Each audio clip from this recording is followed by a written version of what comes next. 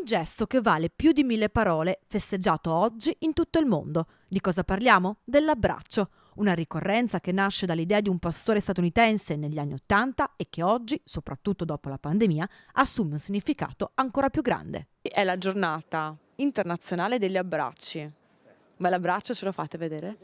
Anna Maria, 50 anni di matrimonio.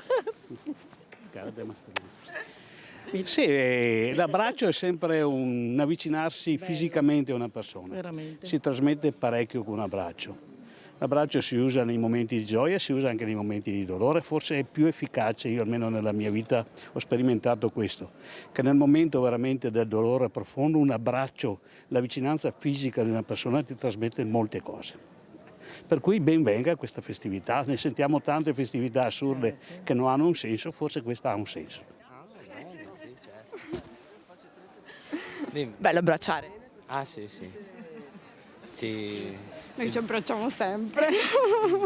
Oggi è la giornata mondiale internazionale degli abbracci. Un bel abbraccio?